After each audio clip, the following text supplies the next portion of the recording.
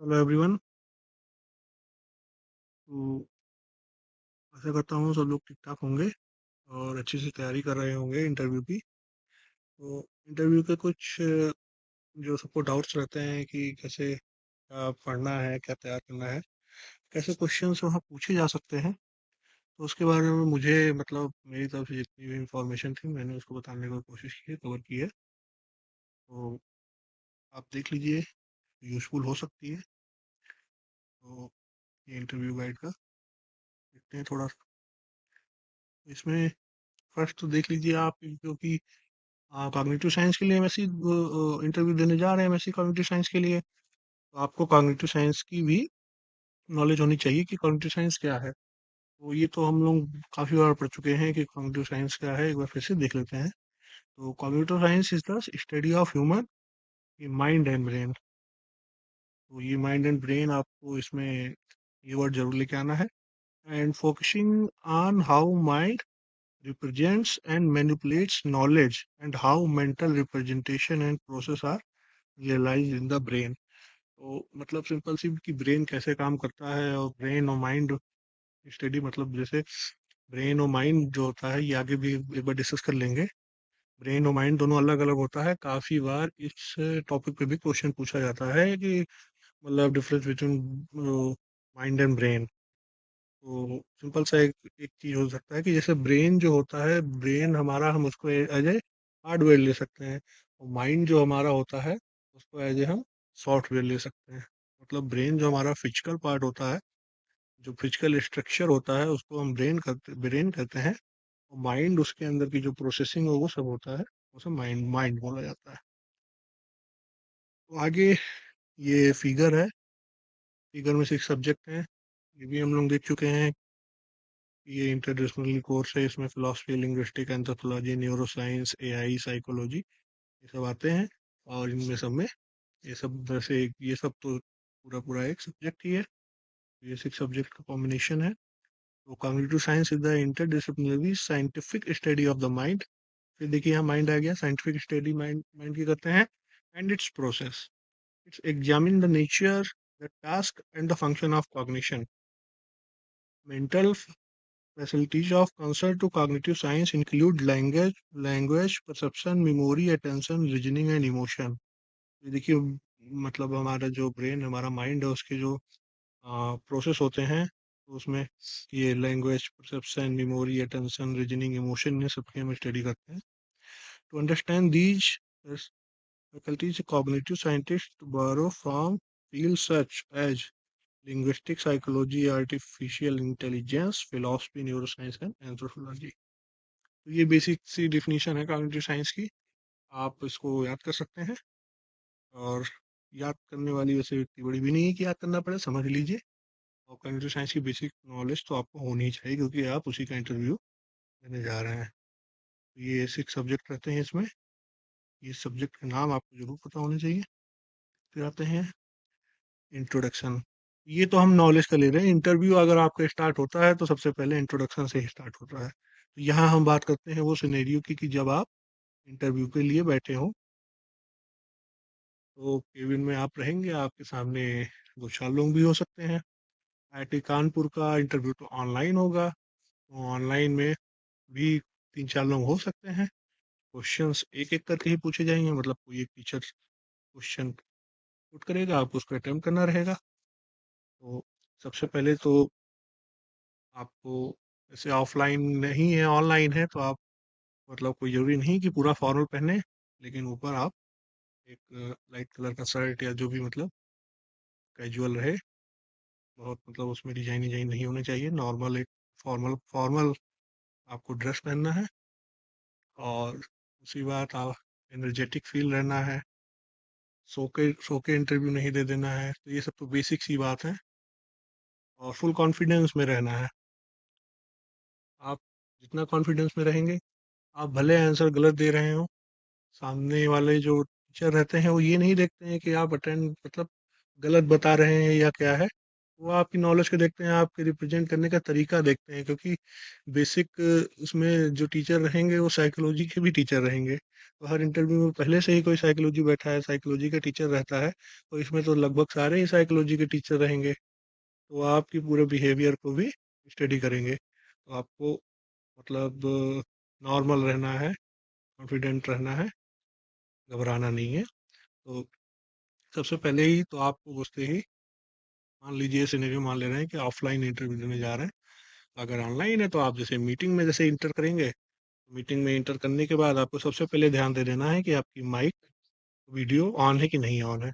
उनको ना कहना पड़े कि आप अपना माइक ऑन करिए, आप अपना वीडियो ऑन करिए। तो जैसे पहला इम्पैक्ट, फर्स्ट इम्पैक्ट ही खराब नहीं होना चाहिए। तो आप माइक को वीडियो ऑन कर लेंगे, सही से बैठ जाएंगे। फिर अगर मतलब सबकी माइक ऑन है, सब हैं, तो आपको तुरंत उनको ग्रीटिंग करना है, गुड मॉर्निंग, गुड आफ्टरनून, जो भी चल रहा है करना है। फिर वो आपके लिए अगर ऑफलाइन में है तो आपको बैठने के कहेंगे, नहीं तो आपको भी वो हाय हेलो बोलेंगे। उसके बाद आपका शुरू हो जाएगा इंटरव्यू। इंटरव्यू बेसिक तो आपका जान लीजिए एंट्री से ही शुरू हो जाता है।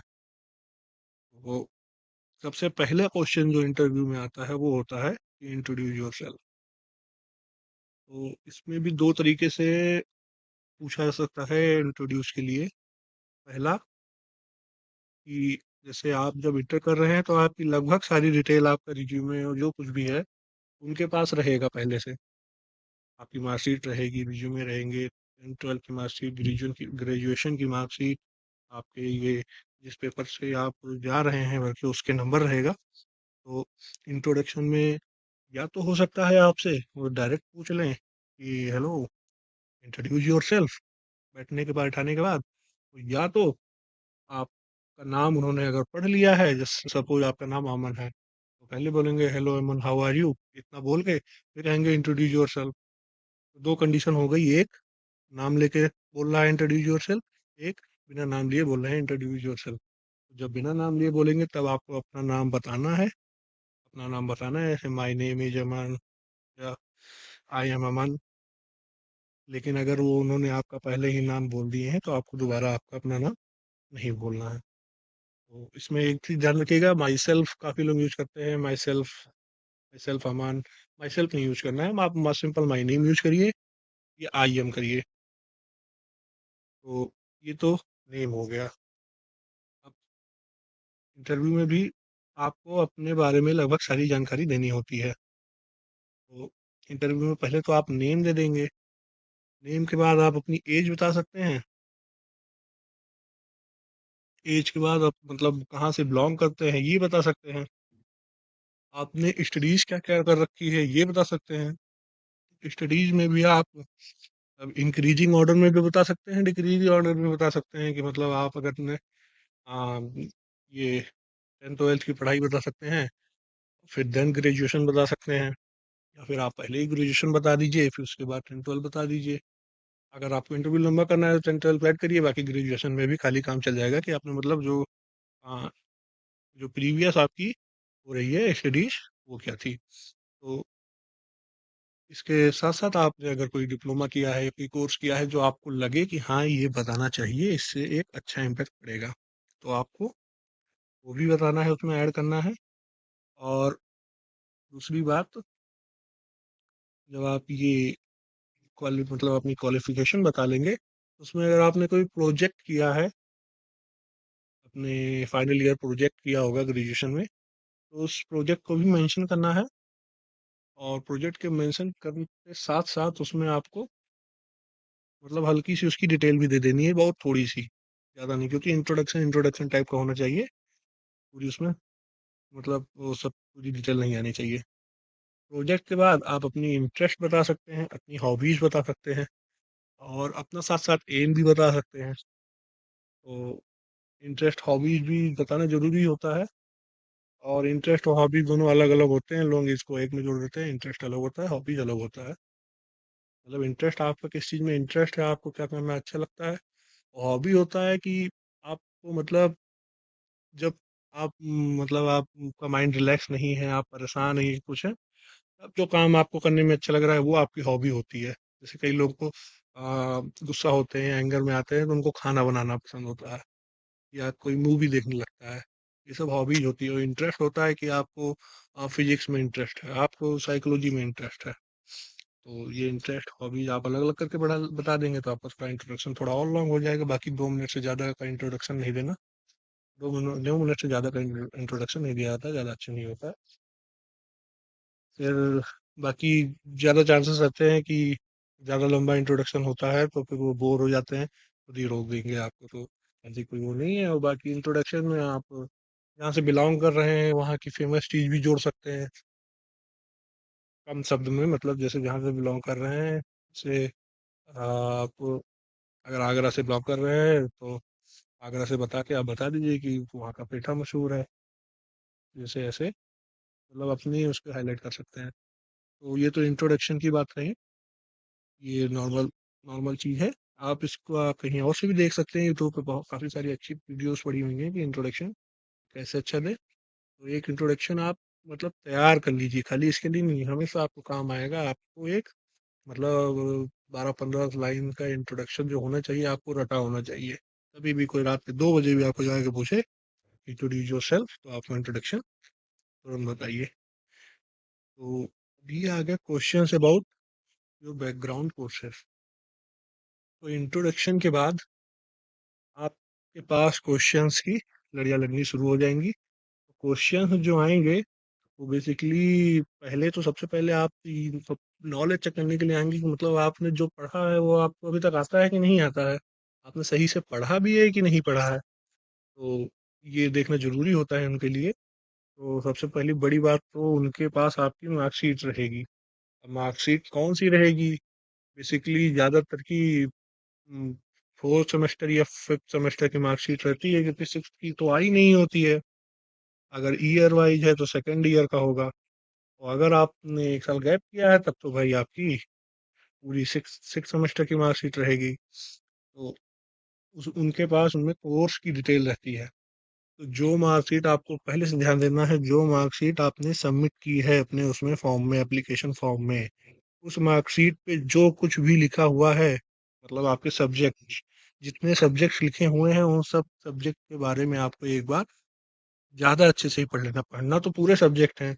आपने 6 सेमेस्टर या 8 सेमेस्टर जितना भी था आपका, आपने जितना उसमें पढ़ा आपको सारे सब्जेक्ट अपने पता होने चाहिए कि आपने क्या क्या पढ़ा है। ऐसा नहीं कि कोई टीचर वहाँ सब्जेक्ट का नाम ले रहा है, आपको पता ही नहीं है, ये सब्जेक्ट हमने पढ़ा ही नहीं, ये सब्जेक्ट कौन सा था। तो इतना तो पढ़ना है ही है, लेकिन आप जो मार्कशीट जमा कर रहे हैं जो उस समय उनके हाथ में रहेगी, उस सब्जेक्ट की अच्छे से तैयारी कर लेना है, क्योंकि उनके पास यही रहेगा। उनकी मार्कशीट में देखेंगे, कहेंगे अच्छा हाँ ये सब्जेक्ट आपने पढ़ा है, इस सब्जेक्ट के बारे में बताइए। तो ये मतलब एक पहला सिनेरियो तो ये बनता है। दूसरा, आपका उसमें प्रैक्टिकल भी रहेगा।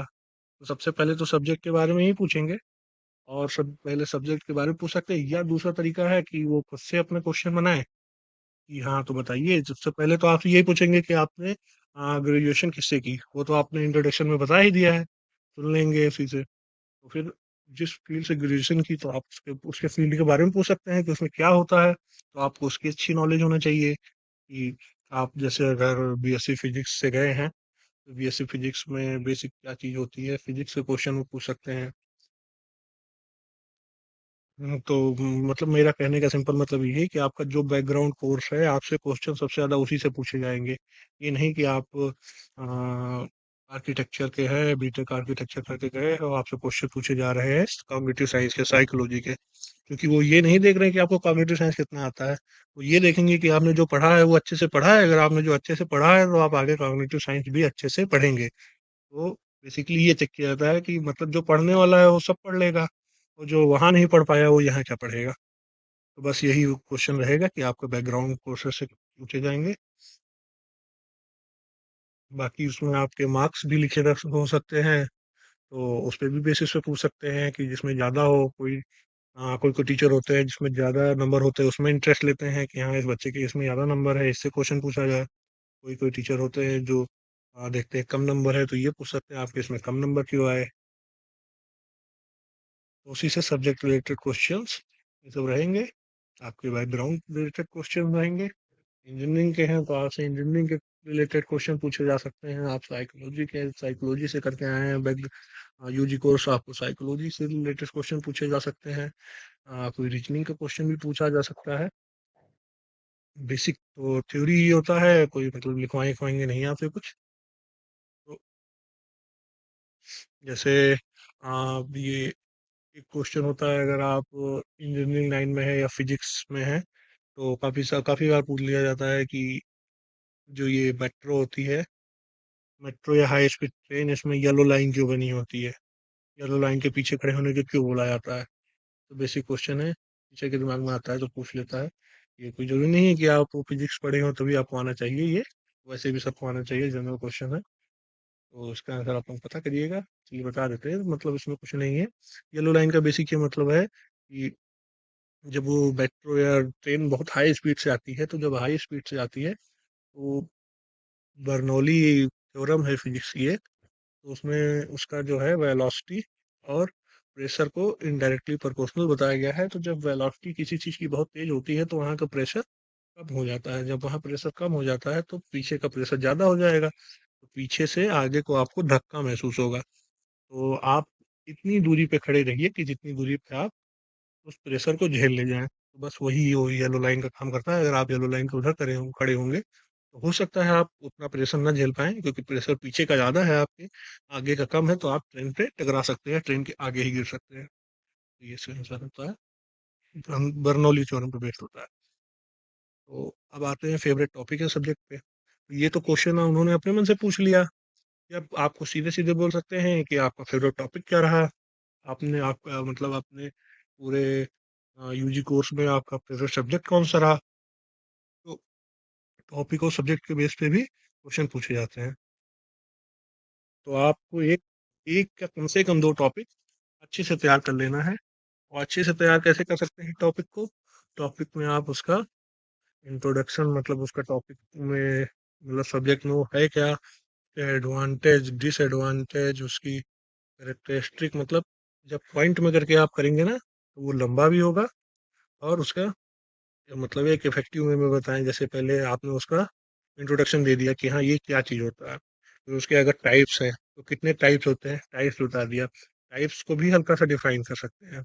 और ये सब आपको मतलब जैसे जल्दी जल्दी भी करना है, और ये अगर आप रुक गए तो उनको पता चल जाता है, और अगर आप जल्दी जल्दी बताने लगे तब भी उनको पता चल जाता है। तो हो सकता है वो आपको रोक दें, हाँ okay okay okay next question, क्योंकि उनको बस ये देखना है आपको आता है कि नहीं आता है, सुनना नहीं, क्योंकि भाई वो टीचर है, उनको पहले से सब कुछ पता है। उन्हें आंसर सुनने की उन्हें आंसर नहीं सुनना है, उन्हें ये जानना है कि आपको आता है कि नहीं आता है। तो आप उसको इफेक्टिव वे में बताएंगे। इंट्रोडक्शन दे दिया, उसकी समरी बता दी कि क्या क्या चीज़ होता है, टाइप बता दिए कितने उसके टाइप्स होते हैं। टाइप्स को भी हल्का फुल्का अगर आपको लगता है कि हाँ ऐसे टाइप्स भी, जैसे किसी के टॉपिक के टाइप्स भी बहुत वैल्यू होती है उसकी, तो टाइप्स भी डिफाइन कर सकते हैं, उसके एडवांटेज बता सकते हैं, डिसएडवांटेज बता सकते हैं। उसके पहले आप उसकी करेक्टरिस्टिक बता सकते हैं, और उसका एग्जाम्पल जरूर दीजिएगा। कोई भी चीज़ हो अगर, तो एग्जाम्पल अगर उसमें है तो आप उसको एग्जाम्पल दीजिए, चाहे रियल लाइफ एग्जाम्पल दीजिए, एग्जाम्पल मस्ट होता है। तो इतना हो सकता है। आप यहाँ तक पहुँचे ही ना, आपको पहले ही रोक दिया जाए, आ जाए नेक्स्ट क्वेश्चन पे। तो बेसिक क्या है कि आपको मतलब आपको सब्जेक्ट से रिलेटेड, ये नहीं कि आप कहीं बाहर से पढ़ा करके जा रहे हैं। आपके उसमें जो लिखा हुआ है, मतलब ये बोलेंगे कि आपने जो पढ़ा उसमें में से आपको सबसे अच्छे से क्या आता है, आप कोई एक टॉपिक बताइए। तो जैसे आप अगर साइकोलॉजी के स्टूडेंट है तो आप टॉपिक ले सकते हैं हाइपोथेसिस टेस्टिंग, या फिर आप ये ले सकते हैं मेमोरी। मेमोरी मतलब ये short term memory, long term memory, ये सब। तो अब ये आ गया फोर्थ फोर्थ जो होगा हमारा प्रोजेक्ट वर्कशॉप, जो भी हमने रिपोर्ट फाइल दी है, तो ये आप पहले भी मेंशन कर चुके हैं इंट्रोडक्शन में। तो इस पे क्वेश्चन जरूर पूछे जाते हैं, क्योंकि आप यूजी कोर्स करके जा रहे हैं, तो आप प्रोजेक्ट जरूर किया होगा आपने। प्रोजेक्ट नहीं किया होगा तो आपने रिपोर्ट की होगी, रिपोर्ट राइटिंग की होगी, कोई आपने रिपोर्ट थीसिस दी होगी। से ज़्यादातर जहाँ प्रोजेक्ट होता है तो आपको उसमें बेसिक उसकी जानकारी होनी चाहिए कि वो कैसे किया गया, उसमें क्या क्या कमियां रह गई थी, क्या क्या उसकी अच्छाइयाँ हैं, ये सब आपको उसकी जानकारी होनी चाहिए। और उसका मतलब उसका मेन रीजन क्या था उसका करने से, उससे करने से क्या फ़ायदा हुआ। तो प्रोजेक्ट से क्वेश्चन पूछा जा सकता है। तो प्रोजेक्ट अगर आपने किया होगा खुद से तो आपको जो वहाँ के क्वेश्चन कुछ कठिन नहीं लगेंगे, कुछ खास कठिन नहीं लगेंगे, क्योंकि आपने अगर उसको किया है ना, तो आपको जनरल चीज़ ही पूछेंगे। तो आपको उसको डिफाइन करना है कि प्रोजेक्ट में आपने वैसे क्या क्या किया। प्रोजेक्ट सबका अलग अलग होता है तो उसमें कोई दिक्कत नहीं है, लेकिन आपको अपने प्रोजेक्ट के बारे में भी एक बार रिवीजन करके पढ़ के जानना है कि हाँ वो क्या था, कैसे किया गया था, उससे क्या हासिल हुआ। उसके बाद हो गया सम इम्पोर्टेंट टॉपिक्स जैसे जो उसमें पूछा जा सकता है कि वो क्या पूछ सकते हैं। तो जैसे फिजिक्स का तो बता दिया कि जैसे वो क्वेश्चन आता है बर्नौली वाला। और अ, आप जिस फील्ड से हैं आपको उसी फील्ड से क्वेश्चन पूछे जाएंगे। लेकिन कॉग्निटिव साइंस के जो कुछ इंपॉर्टेंट टॉपिक्स हैं मैं वो आपको बता देता हूँ। जैसे बेसिक कॉग्निटिव प्रोसेस जो होता है, और structure of nervous system, higher cognitive process, function of nervous system, mathematical models for cognitive science, models नहीं, मेथड्स। तो मैथमेटिकल मेथड्स में आपका ये आ जाएगा hypothesis testing, parametric test, non parametric test, T test, ये सब जितने भी थे, एनोवा। तो ये टी टेस्ट और जेट टेस्ट, इन सब से भी क्वेश्चन पूछ लिए जाते हैं। सैंपल साइज कितनी होनी चाहिए, ये देख लीजिएगा आप लोग। अगर पढ़े हैं तो आपसे पूछा जाएगा। साइको लिंग्विस्टिक, क्योंकि लिंग्विस्टिक इसका वो पार्ट भी है। कॉग्निटिव डेवलपमेंट, डेवलपमेंट कैसे होता है, जैसे वो पियाजे की डेवलपमेंट थ्योरी है। अ, फिर आ जाता है method of measurement in cognitive science, philosophy of mind भी आएगा, बाय माइंड एंड ब्रेन। अगर आप उससे हैं तो ये आप बीटेक से हैं तो आपसे नेचुरल लैंग्वेज प्रोसेसिंग बोला पूछा जा सकता है, एआई पूछा जा सकता है, क्वांटम थ्योरी क्या होती है ये पूछा जा सकता है, कंप्यूटेशनल इंटेलिजेंस पूछा जा सकता है, फजी लॉजिक और ये सब। तो ये सब उसमें आ गया। बाकी साइकोलॉजी में सोशल कॉग्निशन, कॉग्निटिव डिसऑर्डर और consciousness, theory of consciousness, and ये decision making, reasoning and intuitive thinking. तो ये डिसीजन मेकिंग बहुत फेवरेट टॉपिक होता है जनरली टीचरों का। डिसीजन मेकिंग से वो क्वेश्चन पूछते हैं, तो डिसीजन मेकिंग से जो स्टेप्स हैं वो आप पढ़ लीजिए। आगे स्टेप्स क्या होता है, काफी बार क्वेश्चन पूछ लेंगे कि डिसीजन मेकिंग का लास्ट स्टेप क्या है या फर्स्ट स्टेप क्या है, आप डिसीजन मेकिंग कैसे करेंगे, डिसीजन मेकिंग करने के लिए क्या क्या चीज़ जरूरी होनी चाहिए, ये सब उस पर क्वेश्चन आते हैं। तो और ये भी रहता है, ये इमेजिंग टेक्निक्स जो होती हैं ब्रेन को इमेजिंग करने के लिए, जैसे ये ईईजी होता है, एफएमआरआई होता है, ये सब बाकी जो ब्रेन्स के सिग्नल्स को इमेजिंग फॉर्म में लाए जाते हैं। और जो इमेजिंग टेक्निक्स होते हैं, नॉन इन्वेसिव इमेजिंग टेक्निक, मतलब बिना ऑपरेट किए जो ब्रेन के फंक्शन को रीड किया जाता है, वो सब टेक्निक जैसे जैसे ईजी, इलेक्ट्रोएंसेफलोग्राफी, एफएमआरआई, ये सब कैसे किए जाते हैं। अगर आपको ये सब पढ़ाया गया है तो आपसे जरूर पूछा जाएगा। फिर आते हैं बुक्स पे। बुक्स से पहले एक बात कर लेते हैं। आ, ये जो हमारे कुछ वो होते हैं, बेसिक प्रैक्टिकल्स जो होते हैं इसमें, साइकोलॉजी में, तो इसमें ranking method, pair comparison method, 2 point threshold और स्पैम ऑफ अटेंशन रिव्यू, ये सब Muller Lyer illusion, concept learning, problem solving कैसे करें, प्रॉब्लम सॉल्विंग पे क्वेश्चन भी पूछा जा सकता है, शॉर्ट टर्म मेमोरी, और ये स्टैंडर्ड प्रोग्रेशन मैट्रिक्स होती है, creative thinking, retroactivity, innovation, conservation, egocentric, ये सब इसमें आता है। चाइल्ड डेवलपमेंट में पियाजे की उसमें ईगोसेंट्रिक कब होता है बच्चा, तो उसमें कन्वर कंजर्वेशन कब आ जाता है। डीएसटी टेस्ट होता है, development screening test, dyslexia, dyscalculia, ये सब डिसऑर्डर्स में पूछे जा सकते हैं, कॉग्निटिव डिसऑर्डर्स में। आ, इसके सिम्टम्स हो, ये सब आपको याद रखने चाहिए अगर आपने पढ़ा है। आ, ये मैक्सिमम पोटेंशियल कंप्यूटर प्रोग्रामिंग, ये तो अगर आपने पढ़ा है तो उसमें आएगा।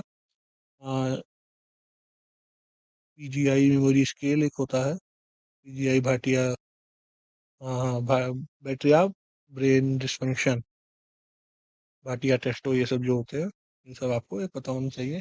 इसमें मतलब जैसे डिसीजन मेकिंग का क्वेश्चन आ गया तो आपने उसका प्रैक्टिकल जरूर किया होगा, डिसीजन मेकिंग का प्रैक्टिकल जरूर होता है। आपसे पूछा जा सकता है कि आप डिसीजन मेकिंग का कैसे पता लगा सकते हैं, अगर चार बच्चा है तो आप कैसे देख सकते हैं कि उसका डिसीजन किसका डिसीजन मेकिंग सबसे सही है। तो वो आप प्रैक्टिकल जब आप देखेंगे तो आपको समझ में आ जाएगा। उसके बाद आते हैं ये बेसिक, जो बेसिक टॉपिक होता है, ये कई लोग छोड़ देते हैं इंटरव्यू के टाइम। बुक्स होता है, इसमें आपको हर सब्जेक्ट से रिलेटेड आपको कम से कम दो, नहीं दो तो एक बुक तो आपको याद होनी ही चाहिए। आपने भले भी ना पढ़ी हो, लेकिन आपको पढ़ी, मतलब पहली तो बात है कि पढ़ना चाहिए भाई, बुक्स पढ़ना चाहिए। लेकिन आजकल क्या हो गया है कि सब नोट्स के वो हैं, नोट्स आ जाते हैं, क्लासरूम पे नोट्स आ जाएंगे, व्हाट्सएप ग्रुप पे नोट्स आ जाएंगे, टीचर जो नोट्स शेयर कर देगा, टॉपिक वाइज नोट्स रहते हैं, तो उसमें हमको पता भी नहीं चल पाता ये किस बुक के नोट्स हैं।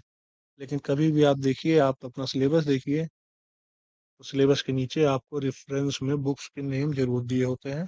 वो बुक्स प्रेफर भी करनी चाहिए आपको। आप जाइए उसको लाइब्रेरी में ढूंढिए, लाइब्रेरी में ना मिले तो आप ऑनलाइन ढूंढिए, ई बुक डाउनलोड करिए। लेकिन बुक्स जरूर पढ़नी चाहिए, क्योंकि इंटरव्यू में बुक्स जरूर पूछ ली जाती है कि हाँ, आप इस पार्टिकुलर सब्जेक्ट में आपने कौन सी बुक प्रेफर की है, आपको कौन सी बुक अच्छी लगी। तो अगर आपने पढ़ी है तो बहुत अच्छी बात, उसको एक बार देख लीजिए, सबके नाम देख लीजिए, सब्जेक्ट वाइज की कौन से उसका बुक का। और बाकी आपने पढ़ी होगी तो आपको नाम वैसे ही याद होगा, कुछ जरूरत ही नहीं है। लेकिन जिन्होंने नहीं पढ़ी हो, लेकिन वो एक मतलब बुक्स के नेम जरूर याद कर लें, क्योंकि ज्यादा बुक्स के अंदर नहीं, बस बुक्स के नाम पूछ लेंगे, आप हल्का बता देंगे तो वो आगे बढ़ जाएंगे। हाँ, तो ये बुक्स है introduction to psychology, principle of neural science, clinical neuro anatomy, experimental psychology, cognitive psychology, students handbook. इसमें आप ऑथर के नाम से भी याद कर सकते हैं, या फिर बुक्स के नाम से भी याद कर सकते हैं। जैसे आप अपना जो ये क्या नाम है, कॉग सीबीसीएस का जो सिलेबस था कॉग्जेट के लिए, सिलेबस के नीचे भी, उसमें भी रेफरल में देखिए बुक्स के नाम दिए हुए थे, तो आप वो बुक्स भी देख सकते हैं। जैसे दिया हुआ था कि इंट्रोडक्शन टू साइकोलॉजी का दिया हुआ था, फोर्ड मैगन एंड रिचर्ड करके कोई था। इंट्रोडक्शन टू साइकोलॉजी एक दूसरी बुक थी, चार्ल्स स्ट्रेंजर की, explaining psychology statics, statics and psychology and education, S K Mangal की, cognitive psychology, Solso R L K M and machine O H 2005, neuro science, Langstaff है 2002। तो ये बुक्स तो अपने सिलेबस में ही दी हुई थी।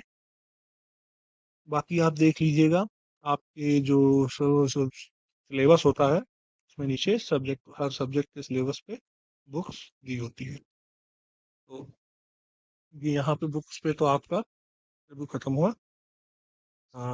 और क्वेश्चंस आप जनरल नॉलेज के थ्रू पूछ सकते हैं, तो जनरल नॉलेज तो आपकी पहले से अच्छी होगी, या जो भी होगा कि वहाँ क्या पूछा जा सकता है पहले से कुछ पता है नहीं। लेकिन आपको बेसिक, अगर मैथ्स लाइन से हैं तो आपके जो बेसिक फार्मूले वार्मूले हैं, ये सब आपको पता होना चाहिए। क्योंकि कोई पता नहीं है, आप हम लोग तैयारी करके जाते हैं बहुत हाई लेवल की, और वहाँ छोटे छोटे क्वेश्चन में फंस जाते हैं। तो छोटे छोटे क्वेश्चन में तो बिल्कुल नहीं फंसना है, क्योंकि अगर आप हाई क्वेश्चन में फंस रहे हैं तो हम मानेंगे कि हाँ चलो क्वेश्चन टफ था, नहीं बता पाए। लेकिन अगर आप सिली क्वेश्चंस में भी फंस जा रहे हैं तो वो एक नेगेटिव इम्पैक्ट डालता है।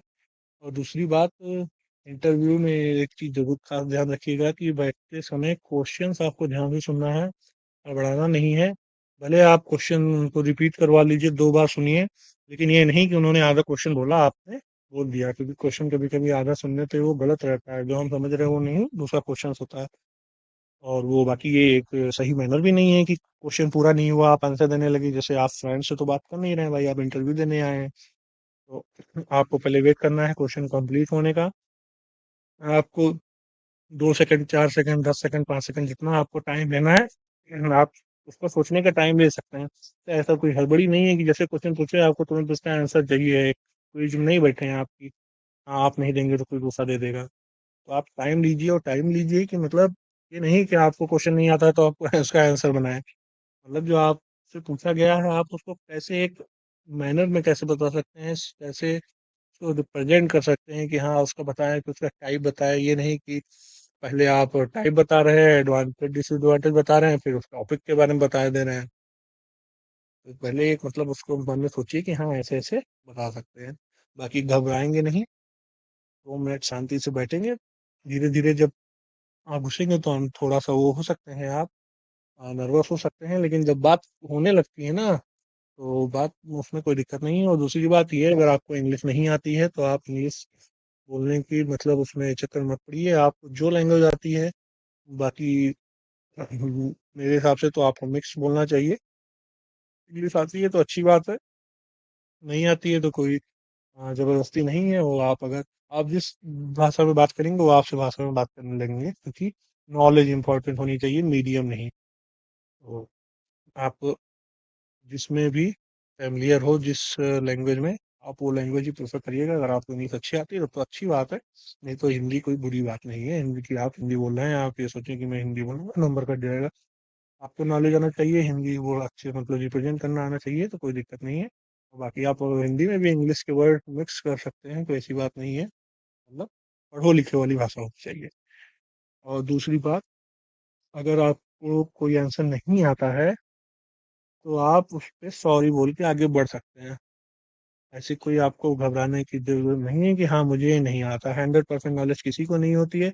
आप बोल सकते हैं कि सॉरी सर, मैं भूल गया, या मैंने नहीं पढ़ा। तो ये बोल के आप आगे बढ़ सकते हैं। कोई जरूरी नहीं है कि आप 10 क्वेश्चन पूछे गए तो आप 10 क्वेश्चन का आंसर दे ही पाए।